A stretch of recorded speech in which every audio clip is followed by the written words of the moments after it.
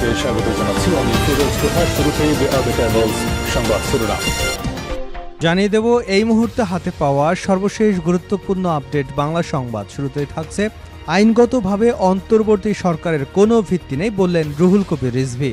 তিনি বলেন, সমস্ত গণতন্ত্রকামী মানুষ আপনাদেরকে সমর্থন দিয়েছে। যারা গণতন্ত্রের জন্য লড়াই করেছে তারা প্রত্যেকেই সমর্থন দিয়েছে। সেই অনুযায়ী আপনারা দেশ চালাচ্ছেন, কিন্তু আইনগতভাবে এই ইউনূস সরকারের কোনো ভিত্তি নেই। প্রিয় দর্শক, রুহুল কবির রিজভীর এমন বক্তব্য আপনি কিভাবে দেখছেন? কমেন্ট বক্সে আপনার মূল্যবান মতামতটি জানিয়ে দেবেন। এবারে জানাবো অভিনেত্রী শাওন সহ 10 জনের বিরুদ্ধে গ্রেপ্তারি পরোয়ানা। শাওনের সৎমা নিশি ইসলাম হত্যা চেষ্টা ও মারধরের অভিযোগে 12 জনকে আসামি করে গত 13 মার্চ ঢাকার মেট্রোপলিটন ম্যাজিস্ট্রেট আদালতে এ মামলাটি দায়ের করেন। এর আগে মঙ্গলবার আসামিদেরকে আদালতে হাজির হতে সমন জারি করা হয়। এদিকে নিষিদ্ধ ছাত্রলীগ নেতাকে ছাঁটতে ওসিকে ছাত্রদল নেতার সুপারিশ।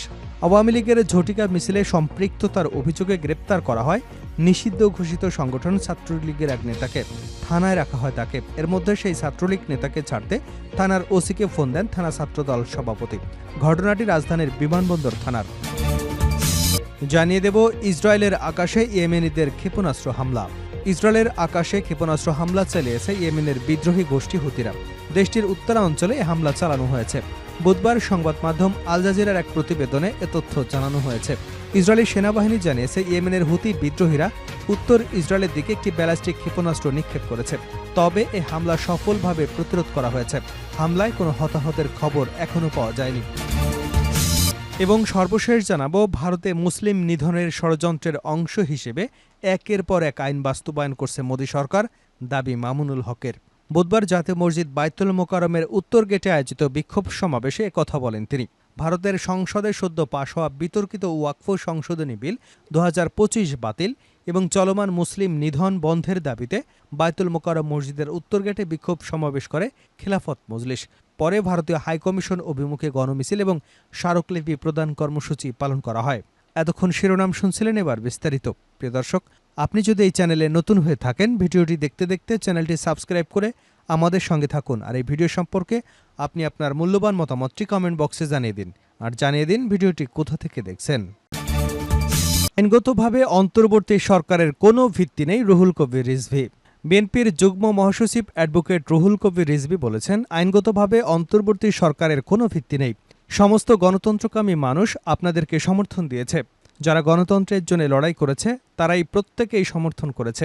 সেই অনুযায়ী আপনারা দেশ চালাচ্ছেন। বুধবার বেলা 11:30টার দিকে মানিকগঞ্জ সদর উপজেলার চারুশিল্পী মানবেন্দ্র ঘোষের আগুনে পুড়ে যাওয়া বাড়ি পরিদর্শন শেষে কথা বলেন তিনি।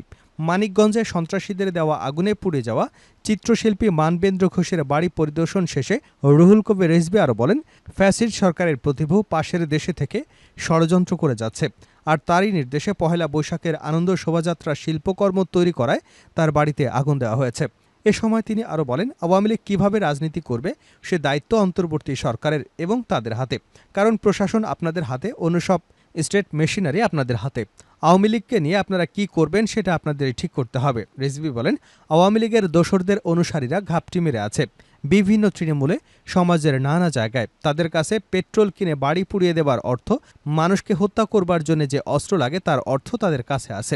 সেটাকে দমন করতে আপনারা কি আইন প্রয়োগ করবেন সেটা জনগণের কাছে খোলাসা করুন, যেহেতু প্রশাসন আপনাদের হাতে। তিনি আরও বলেন, দোসরদের অনেকেই পালিয়ে গেছে পাশের দেশসহ অনেক দেশে, কিন্তু যারা নৈরাজ্য ছড়াচ্ছে তারা প্রশ্রয় পাচ্ছে কার দ্বারা? প্রশাসনের ব্যক্তিদের তো এটা জানার কথা। তারা 15 বছর শেখ হাসিনাকে পাহারা দিয়েছে, ব্যাংক লুট করেছে, অন্যের সম্পদ লুট করেছে, টাকা পাচার করেছে। তারা আজ এই জনসমুদ্রের ভেতরে কোথায় লুকিয়ে আছে অন্তর্বর্তী সরকার যদি খুঁজে বের করতে না পারে, তাহলে তো এ সরকারকে মানুষ ব্যর্থ সরকার বলবে। রিজভী আরও বলেন, এ সরকার নির্বাচন নিয়ে কি তালবাহানা করছে তা আমরা দেখছি। এ সরকার তো গণতন্ত্র সংগ্রামের ফসল। এরা তো প্রতিটা ক্ষেত্রে জবাবদিহিতা করবে। জনগণের কাছে জবাবদিহিতা করতে হবে যে মানবেন্দ্র ঘোষের বাড়িতে আগুন লাগলো কী করে, যে ফ্যাসিবাদের বিরুদ্ধে তার চিত্রকর্ম দিয়ে, শৈল্পিক চেতনা দিয়ে সে এটাকে প্রতিবাদ করেছে। মানবেন্দ্র ঘোষের মতো আরও কত লোক যে সামনে ক্ষতিগ্রস্ত হবে, যারা গণতন্ত্রের কথা বলেছে, বহুদলীয় গণতন্ত্রের কথা বলেছে, যারা লড়াই করেছে, গুলির সামনে বুক পেতে দাঁড়িয়েছে। এখনও যারা ক্ষত বয়ে বেড়াচ্ছে তারা প্রত্যেকে আওয়ামী ফ্যাসিস্টদের দোসরদের টার্গেটে পরিণত হয়ে আছে। তারা এক এক করে তাদের উপর আক্রমণ করবে। তারই অংশ হিসেবে মানবেন্দ্র ঘোষের বাড়িতে আওয়ামী লীগের দোসরাই অগ্নিসংযোগের ঘটনা ঘটিয়েছে।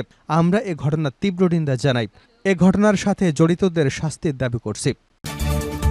অভিনেত্রী শাওন সহ 10 জনের বিরুদ্ধে গ্রেপ্তারি পরোয়ানা। অভিনেত্রী ও গায়িকা মেহের আফরোজ শাওন সহ 10 জনের বিরুদ্ধে গ্রেপ্তারি পরোয়ানা জারি করেছেন আদালত। শাওনের সৎমা নিশি ইসলাম হত্যা চেষ্টা ও মারধরের অভিযোগে 12 জনকে আসামি করে গত 13ই মার্চ ঢাকার মেট্রোপলিটন ম্যাজিস্ট্রেট আদালতে এ মামলাটি দায়ের করেন। এর আগে মঙ্গলবার আসামিদেরকে 22 এপ্রিল আদালতে হাজির হতে সমন জারি করা হয়। সমন পেয়ে আদালতে উপস্থিত না হওয়ায় ঢাকার অতিরিক্ত চিফ মেট্রোপলিটন ম্যাজিস্ট্রেট সানাউল্লাহ তাদের বিরুদ্ধে গ্রেপ্তারি পরোয়ানা জারি করেন। যাদের বিরুদ্ধে গ্রেপ্তারি পরোয়ানা জারি করা হয়েছে ঢাকা মহানগর গোয়েন্দা পুলিশের সাবেক প্রধান হারুনা রশিদ, টিটিসির ইউনিটের সাবেক এডিসি নাজমুল ইসলাম, প্রকৌশলী মোহাম্মদ আলী, মেহের আফরোজ শাওনের ভাই মাহিন, বোন সিঞ্জন সেজতি, সাব্বির, সুব্রত দাস, মনির হোসেন, পুলিশ পরিদর্শক সাইফুল ইসলাম ভূঁইয়া, উপপরিদর্শক শাহ আলম এবং মোখলেসুর রহমান লিটন। 12 জন আসামির মধ্যে পুলিশ পরিদর্শক সাইফুল ইসলাম ভূঁইয়া এবং উপপরিদর্শক শাহ আলম আত্মসমর্পণ করে জামিন নিয়েছেন। এরপর অপর 10 আসামি আদালতে উপস্থিত না হওয়ায় মঙ্গলবার তাদের বিরুদ্ধে গ্রেপ্তারি পরোয়ানা জারি করে আদালত, যা মঙ্গলবার বুধবার জানাজানি হয়। মামলার অভিযোগ থেকে জানা যায় শাওনের বাবা মোহাম্মদ আলী আগের স্ত্রীর কথা গোপন রেখে প্রতারণা করে 2024 সালের 21শে ফেব্রুয়ারি 50 লাখ টাকা দেনমোহর ধার্য করে নিশি ইসলামকে বিয়ে করেন। পরে নিশি জানতে পারেন মোহাম্মদ আলী আগেই বিয়ে করেছেন। তার আগের সংসারে একটি ছেলে এবং 3টি কন্যা সন্তান রয়েছে। গত 28শে ফেব্রুয়ারি শাওনের বোন সিঞ্জন এবং তার স্বামী সাব্বির বাদীর বাড়ি এসে বিয়ের কথা গোপন রাখার জন্য চাপ দেন। 4 মার্চ মোহাম্মদ আলী নিজের অসুস্থতার কথা জানিয়ে বাদীকে গুলশানের বাসায় নিয়ে যাওয়ার জন্য বলেন। তখন মোহাম্মদ আলী আগের স্ত্রীকে দেখে প্রতারণার বিষয়ে স্পষ্ট ধারণা পান বাদী। এ সময় অন্য আসামিরা তাকে ঘাড় ধাক্কা দিয়ে ঘর থেকে বের করে দেন। পরদিন আবারও শাওন এবং এডিসি নাজমুল সহ অন্য আসামিরা বাদীর বাড়িতে ঢুকে সাদা কাগজে সই নেবার চেষ্টা করেন। সই দিতে অস্বীকৃতি জানালে শাওন বাদীকে মারধর করেন। তিনি অজ্ঞান হয়ে গেলে আসামিরা পালিয়ে যান। ওই বছরের 24শে এপ্রিল বাদীকে ডিবির অফিসে ডেকে নেন পরিদর্শক শাহজালাল। সেখানেও শাওন সহ অন্য আসামিরা নিশিকে মারধর করেন। ডিবি প্রধান হারুনের নির্দেশে বাড্ডা থানার ওসি বাদীর বিরুদ্ধে মামলা নেন। বাদীকে গ্রেপ্তার করে রিমান্ডে এনে তাকে নির্যাতন করে বলে অভিযোগে উল্লেখ করা হয়েছে। নিষিদ্ধ ছাত্রলীগ নেতাকে ছাড়তে ওসিকে ছাত্রদল নেতার সুপারিশ। আওয়ামী লীগের ঝটিকা মিছিলে সম্পৃক্ততার অভিযোগে গ্রেপ্তার করা হয় নিষিদ্ধ ঘোষিত সংগঠন ছাত্রলীগের এক নেতাকে। থানায় রাখা হয় তাকে। এর মধ্যে সেই ছাত্রলীগ নেতাকে ছাড়তে থানার ওসিকে ফোন দেন থানা ছাত্রদল সভাপতি। ঘটনাটি রাজধানীর বিমানবন্দর থানার। ছাত্রলীগ নেতাকে ছাড়ার জন্য ওসিকে ফোন দেওয়ার বিষয়টি অকপটে স্বীকার করেছেন বিমানবন্দর থানা ছাত্রদল সভাপতি রিপন। তবে গ্রেপ্তার হওয়া ব্যক্তি ছাত্রলীগ করত বলে জানতেন না তিনি। গ্রেপ্তার হওয়া রকিবুল ইসলাম নর্দার্ন বিশ্ববিদ্যালয় ছাত্রলীগের সাংগঠনিক সম্পাদক পদে রয়েছেন বলেও জানা গেছে। থানা সূত্রে জানা গেছে, সম্প্রতি বিমানবন্দর এলাকায় আওয়ামী লীগের ঝটিকা মিছিলে সম্পৃক্ততার অভিযোগে মঙ্গলবার রাতে রকিবুলকে গ্রেপ্তার করে বিমানবন্দর থানা পুলিশ। এরপরে তাকে ছাড়ার জন্য ওসিকে ফোন দেন রিপন। এমনকি ওই ছাত্রলীগ নেতাকে ছাড়িয়ে নিতে স্থানীয় ছাত্রদলের কয়েকজন কর্মীকেও থানায় পাঠান তিনি। এ বিষয়ে বিমানবন্দর থানার ওসি তাসলিমা আক্তারের ব্যবহৃত মোবাইল ফোন নম্বরে একাধিকবার কল দিলেও তিনি তা রিসিভ করেননি। সূত্র জানায়, আওয়ামী লীগের নেতা রকিবুলকে ছাড়িয়ে নিতে ওসির রুমে নর্দার্ন বিশ্ববিদ্যালয়ের ছাত্রদের একটি গ্রুপ অবস্থান করছে। তাকে না ছাড়লে বিমানবন্দর রেলপথ অবরোধ করবার হুমকি দিয়েছেন কয়েকজন ছাত্র প্রতিনিধি। অভিযোগের বিষয়ে বিমানবন্দর থানা ছাত্রদল সভাপতি রিপন বলেন, আমি জানতাম না ও ছাত্রলীগ করে। এলাকার বড় ভাই টিপু আমাকে বিষয়টি জানিয়েছিল, তাই ওসিকে ফোন দেই। জানা গেছে টিপু 49 নম্বর ওয়ার্ডের স্বেচ্ছাসেবক লীগ নেতা। তিনি ওয়ার্ডের কাউন্সিলর এবং ঢাকা মহানগর উত্তর স্বেচ্ছাসেবক লীগের সাধারণ সম্পাদক আনিসুর রহমান নাইমের অনুসারী। ভারতে মুসলিম নিধনের ষড়যন্ত্রের অংশ হিসেবে একের পর এক আইন বাস্তবায়ন করছে মোদী সরকার। বাংলাদেশ খেলাফত মজলিসের আমির মৌলানা মামুনুল হক বলেছেন, ভারতের মুসলিম নিধনের ষড়যন্ত্রের অংশ হিসেবে একের পর এক আইন বাস্তবায়ন করছে মোদী সরকার। বুধবার জাতীয় মসজিদ বায়তুল মোকাররমের উত্তর গেটে আয়োজিত বিক্ষোভ সমাবেশে এ কথা বলেন মামুনুল হক। ভারতের সংসদে সদ্য পাশ হওয়া বিতর্কিত ওয়াকফ সংশোধনী বিল 2025 বাতিল এবং চলমান মুসলিম নিধন বন্ধের দাবিতে বায়তুল মোকাররম মসজিদের উত্তর গেটে বিক্ষোভ সমাবেশ করে খেলাফত মজলিস। পরে ভারতীয় হাইকমিশন অভিমুখে গণমিছিল এবং স্মারকলিপি প্রদান কর্মসূচি পালন করা হয়। ভারতীয় মুসলিমদের উদ্দেশ্য করে মামুনুল হক বলেন, বাংলাদেশের সীমান্তবর্তী অঞ্চলে যে কোনো কর্মসূচি গ্রহণ করুন, দুর্বার আন্দোলন গড়ে তুলুন। বাংলাদেশের মুসলিমরা আপনাদের কর্মসূচিতে অংশ নেবে। প্রয়োজনে ভারত অভিমুখে লং মার্চ ঘোষণা করবে খেলাফত মজলিস। মাওলানা মামুনুল হক বলেন, পৃথিবী জুড়ে ফিলিস্তিন এবং ভারতের মুসলিমরা বিশেষভাবে আলোচিত। ফিলিস্তিনের মুসলিমদের উপর বর্বর নির্যাতন চালাচ্ছে সেখানকার সরকার। আর ভারতের মোদী সরকার মুসলিম নিধনের ষড়যন্ত্রের অংশ হিসেবে একের পর এক আইন বাস্তবায়ন করছে। অন্তর্বর্তী সরকারের প্রধান উপদেষ্টাকে উদ্দেশ্য করে মামুনুল হক বলেন, ভারত সরকার মুসলিম বিরোধী নীতি অব্যাহত রাখলে উপমহাদেশ জুড়ে আন্দোলন গড়ে তোলা হবে। সরকারের প্রতি আহ্বান জানাই, ভারতের বিরুদ্ধে অর্থনৈতিক এবং কূটনৈতিক সব পদক্ষেপ গ্রহণ করুন।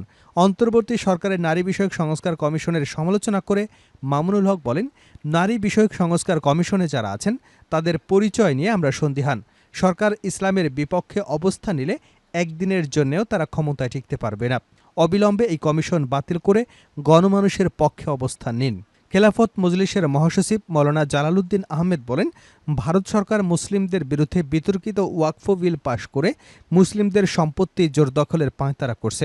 অবিলম্বে মুসলমানদের সম্পদের নিরাপত্তা না দিলে বাংলাদেশ থেকে বড় আন্দোলন গড়ে তুলবে খেলাফত মজলিস।